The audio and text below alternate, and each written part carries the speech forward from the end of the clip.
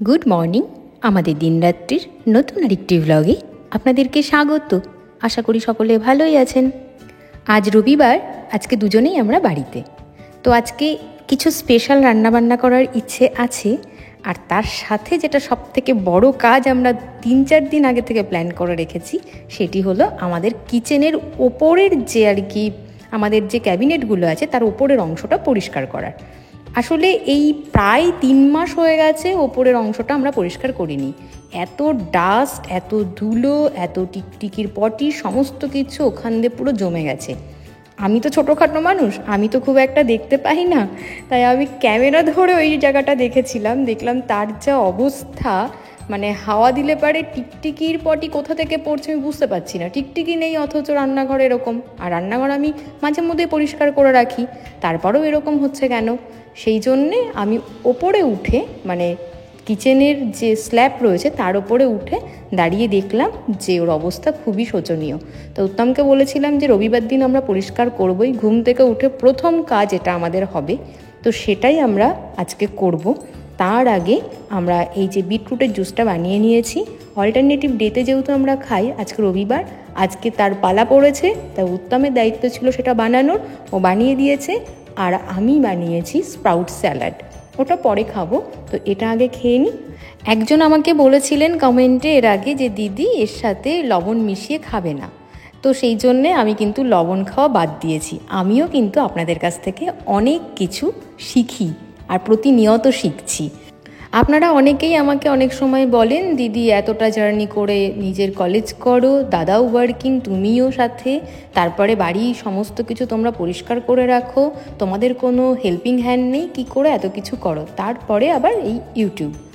যাই হোক, আসলে কি বলুন তো, আমি কোনো সময় নষ্ট করি না। এই বিষয়ে আমার একটি ব্লগ আছে, চাইলে সেটি আপনারা একবার চেক করে দেখতে পারেন। তাও আমি একবার বলি যে আমি যখনই সময় পাই তখনই সেই কাজটা করে রাখি। কোনো কাজ তো প্রথম কথা আমি ফেলে রাখি না। আর দ্বিতীয় কথা, আমি সবসময় প্ল্যানিং করেই চলি। মানে এই যে কিচেনটা এই রবিবার দিন আমরা আজকে পরিষ্কার করব ওপরের অংশটা, সেটা আমরা প্রায় 1 সপ্তাহ আগে থেকে প্ল্যান করে রেখেছি। মানে একটা রবিবার যখন চলে যায়, সেই রবিবার দিনই রাত্রেবেলায় বসে আমরা প্ল্যান করে ফেলি যে পরের রবিবারে আমরা কি বড় কাজ করব। মানে একটাই যেহেতু ছুটির দিন, দুজনে একসাথে বাড়িতে থাকি, সেই জন্য সেই দিনগুলোতে আমরা বড় কাজ করি। আর দুজনে মিলে কাজ করলে যেটা হয়, মানে কাজের মধ্যে না একটা আনন্দও আসে, আর গল্প করতে করতে অনেক বড় বড় ঝামেলার কাজগুলো খুব সহজে, খুব তাড়াতাড়ি হয়ে যায়, আর কাজটাকে কাজ বলে মনে হয় না। আমার যেটা মনে হয় যে আমরা যদি প্ল্যান করে কিছু করি, তাহলে কম সময়ে অনেক বেশি কাজ করে নেওয়া যেতে পারে। সেটা পড়াশোনাই বলুন আর সংসারের কাজই বলুন। আর নিজের জীবনটাকে নিজে গুছিয়ে ডিসিপ্লিন হতে চলবো, এটাই তো স্বাভাবিক, তাই না? সাফাই অভিযান চলছে নাকি? হ্যাঁ, দুর্গাপুজো আসছে না, আমরা তো আর সময় পাবো না। কোন রবিবারে আবার কি প্রোগ্রাম পড়ে যায় বলা তো যায় না, না? আচ্ছা, দুর্গাপুজোর আগে খুব বেশি হলে হয়তো আর 10 থেকে 12টা রবিবার পেতে পারি। যদিও আমি গুনে দেখিনি, ভুলও হতে পারি, তবুও তার মধ্যে আপনাকে শপিং করতে হবে, মানে তার পিছনে 2-3টে রবিবার নষ্ট হবে। তারপরে আপনার কোনো এমার্জেন্সি কাজ এসে পড়লে বা কোথাও যেতে হলে তার জন্য 2-3টে রবিবার আপনাকে রেখে দিতে হবে। সব বাদ দিয়ে হয়তো 5-6টা রবিবার হাতে থাকবে। এবার পুরো বাড়িটাকে যদি আমি বিভিন্ন পার্টে ভাগ করে নিই, তাহলে প্রত্যেকটা কোণা ভালো করে পরিষ্কার করতে গেলে আমার 5-6টা রবিবার লেগেই যাবে। সেই জন্য কিন্তু আমরা বাড়ি পরিষ্কার করার কাজ দুর্গাপুজো উপলক্ষে শুরু করে দিয়েছি। শুরু হলো আমার এই সবথেকে পছন্দের জায়গা, রান্নাঘর দিয়ে। দেখুন তো কেমন পরিষ্কার হয়েছে। আর সাত সকালে একটা বড় কাজ হয়ে গেলে না, একটা মানসিক শান্তি পাই আমি। যাই হোক, আবার অনেকক্ষণ পরে চলে এসেছি রান্নাঘরে। স্নান করে পুজো দিয়ে চলে এসেছি রান্না করতে। আজকে বানাবো খুব সুন্দর 2টো রেসিপি। আমার ঠাকুমা বা দিদিমার আমল থেকে কিন্তু এই রেসিপিটা চলে আসছে, বা তারও পুরনো হয়তো। এই যে ভাপা, বিভিন্ন ভর্তা, বিভিন্ন বাটা, এই সমস্ত খেতে না আমার খুব ভালো লাগে। তো মা বড়ি দিয়েছিল বিউলির ডালের। মা কোনোদিনও বড়ি ভাপা বানায়নি, কিন্তু আমার ঠাকুমা দিদিমা ওনারা বানাতেন। তো আমি সেভাবে বাড়িতে না খেলেও এর গল্প অনেক শুনেছি। আজকে মনে হলো বড়ি ভাপা বানিয়ে দেখা যেতে পারে।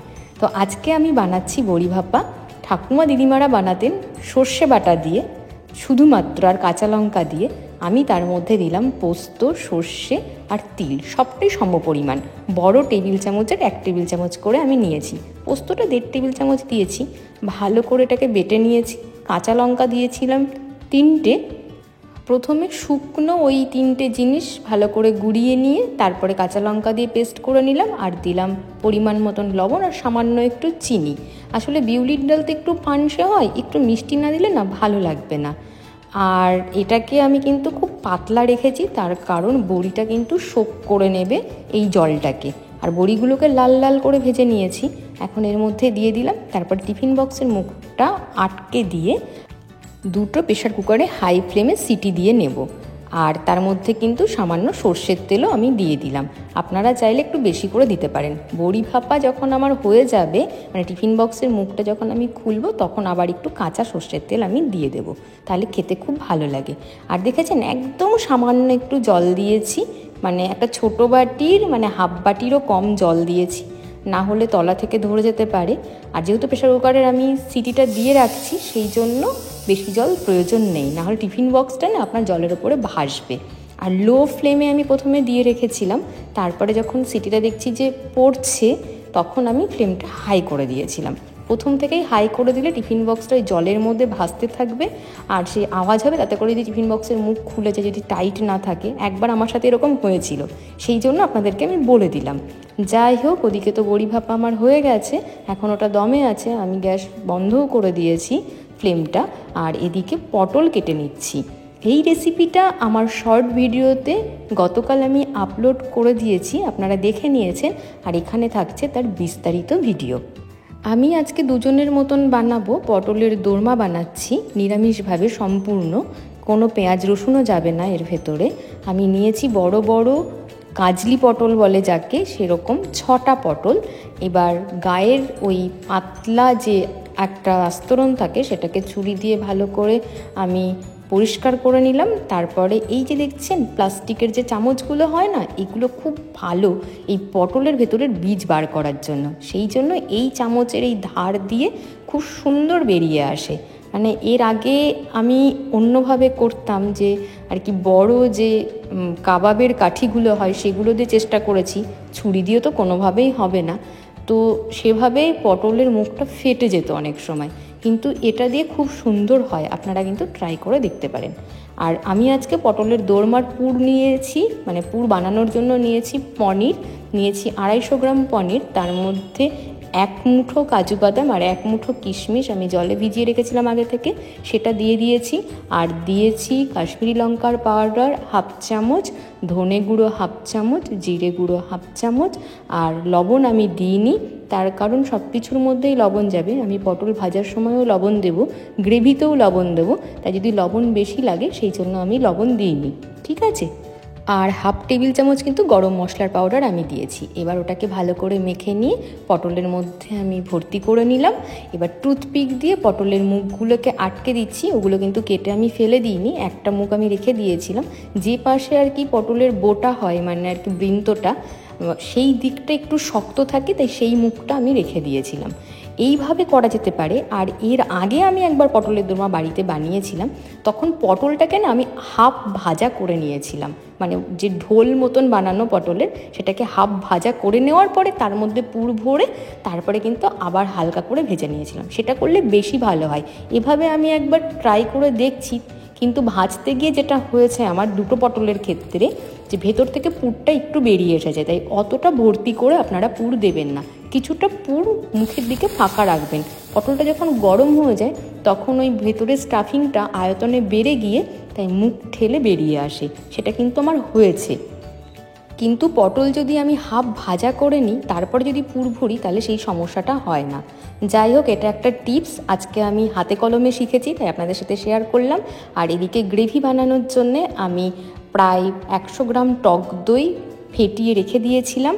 আর মশলার জন্য নিয়েছিলাম 1 টেবিল চামচ গোটা জিরে, একটা শুকনো লঙ্কা, আর 1 ইঞ্চির একটু কম আদা, সেটাকে পেস্ট করে নিয়েছি। সেই পেস্টটা দিয়ে ভালো করে কষিয়ে নিয়েছিলাম। আর তার মধ্যে দিয়েছিলাম সামান্য ধনে গুঁড়ো আর কাশ্মীরি লঙ্কার গুঁড়ো আর পরিমাণ মতন লবণ আর একটু চিনি।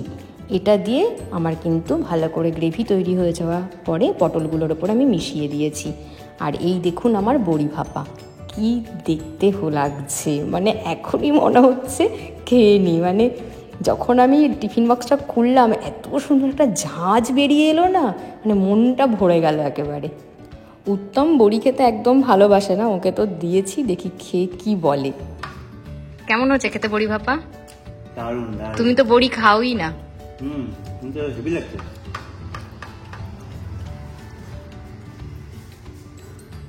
আর একটা কথা বলি, গ্রেভি বানানোর সময় টক দইটা আমি একদম পরের দিকে দিয়েছিলাম, আর তখন ফ্লেমটা একদম লো করে রেখেছিলাম, না হলে যেটা হবে দইটা কিন্তু ফেটে যাবে।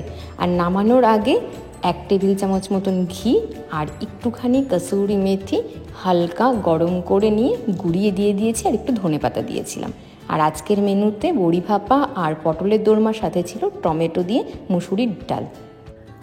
উত্তমের খাওয়া হয়ে গেছে, কারণ আমি একটা শর্ট ভিডিও বানাচ্ছিলাম, আপনারা সেটা দেখে নিয়েছেন, সেই জন্য আমার খেতে একটু দেরি হয়েছে। ফার্স্ট বাইটটা যখন আমি দিলাম জাস্ট মনে হচ্ছে যেন হেভেন, এত টেস্টি, মানে আমি কি বলবো, আমি ভাবিনি এত সুন্দর লাগবে খেতে। আর একটা কথা আপনাদেরকে বলে রাখি যে পটলের বীজগুলো কিন্তু আমি ফেলে দিইনি, ওটাও পেস্ট করে কিন্তু মশলা কষানোর সময় আমি দিয়ে দিয়েছিলাম, আপনারা কিন্তু সেটা করতে পারেন। আর এদিকে দেখুন কি সুন্দর বৃষ্টি শুরু হয়েছে। আপনারা জানেন যে আমি সবসময় পরের দিন কী কাজ করব সেটা আগের দিনই একটা প্ল্যানিং করে রাখি এবং সেই মতন কাজ করি, এবং সময়ের মধ্যে যখন আমি সেই কাজগুলো কমপ্লিট করে নিতে পারি তখন আমার ভীষণ ভালো লাগে। আজকে যেমন ছিল আমার রান্নাঘর অভিযান, তার সাথে ছিল আমার শর্ট ভিডিও বানানো, তার সাথে এই পাত পেরে খাওয়া, সব মিলেমিশে আমি সত্যি ভীষণ হ্যাপি। যে ফ্রিজ ম্যাগনেট দুটো দেখলেন ওগুলো কিন্তু দার্জিলিং থেকে নিয়ে এসেছি এবারে। আর এখন চলে এসেছি আমি সাউথ সিটি থেকে কী কিনেছিলাম আর দার্জিলিং থেকে কী কিনেছিলাম সেগুলো দেখানোর জন্যে।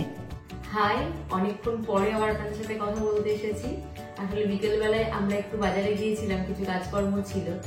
আপনাদেরকে বলেছিলাম পরের দিন কি কিনেছি সেগুলো আপনাদেরকে দেখাবো। আজকে শুধু কলকাতা থেকে কি কিনে এনেছি সেগুলো দেখাবো না, দার্জিলিং থেকে কি কিনেছিলাম সেগুলো আপনাদেরকে দেখাবো। তাহলে দার্জিলিং দিয়ে শুরু করি। দার্জিলিং থেকে মোট আমি 4টে ছাতা কিনেছি। এখানে 3টে রয়েছে, এটা আপনারা ব্লগে অলরেডি দেখেছেন, এটা আমি আর খুলে দেখাচ্ছি না। এই দুটো আপনাদেরকে দেখাচ্ছি। এটা একটা পার্পল কালারে, আমার ভীষণ পছন্দ হয়েছিল ছাতাটা। দামগুলো আমি সব বলে দিচ্ছি, এই দেখুন, দেখেছেন প্রত্যেকটা ছাতা নিয়েছে 200 টাকা করে, ভীষণ ভালো হয় পাহাড়ের ছাতা। ছাতা এটাও ভীষণ পছন্দ, এটা চেকসের, এটা অনেকটা বড়।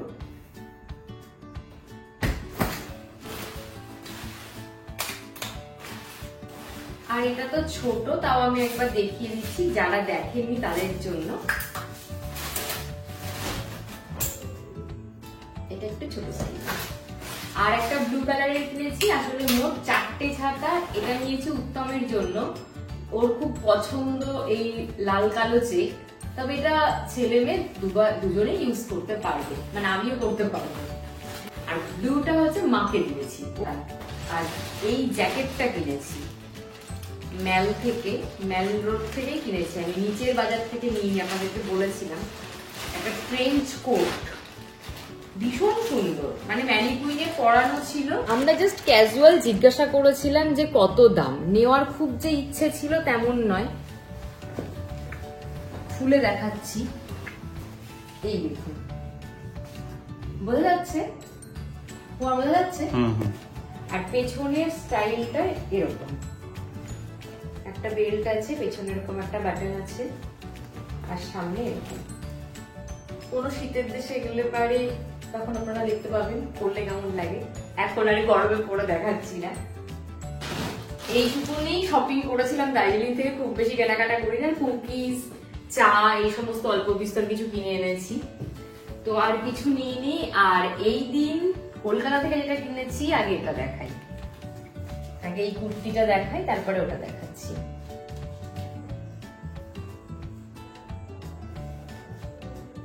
কেমন হয়েছে কুর্তিটা আমাকে বলবেন। এটা 250 টাকা দাম নিয়েছে। পিওর কটন না, কটনের সাথে মিক্সড, কিন্তু গরম লাগবে না। এই মেটেরিয়ালটা এর আগে আমি পরেছি, কিন্তু এতটা কম দাম, মানে অফার চলছিল। সাউথ সিটিতে যে 250 টাকায় কুর্তি পাওয়া যায় এটা আমার জানা ছিল না। স্পেন্সারের যে গার্মেন্টস সেকশন রয়েছে সেখান থেকে নেওয়া, বেসমেন্ট থেকে। আমার তো খুব পছন্দ হয়েছে। একটা পেন্সিল জিন্স দিয়ে পরতে হবে, ন্যারো অ্যাঙ্কেল লেন্থ, আর একটা স্টিলেটো বা প্ল্যাটফর্ম হিল পরলে পারে দুর্দান্ত লাগবে, কিন্তু যখন পরবো দেখতে পাবেন। ঠিক আছে, এই যে দেখতে পাচ্ছেন কোয়ার্ড সেট, এটাই 3 বোনে একই রং একই স্টাইল নিয়েছি। বলছিলাম 3 বোনে একই জিনিস নিয়েছি, এটা হচ্ছে সেটা। এটা আপনাদেরকে আমি পরে দেখাচ্ছি, দাঁড়ান। এই যে কোয়ার্ড সেটের প্যান্ট যেটা রয়েছে, এই যে প্যান্ট আমি পরে আপনাদেরকে দেখাচ্ছি, তাহলে আরো ভালো বুঝতে পারবেন। তাহলে পরে আসছি। এই দেখুন পরেছি।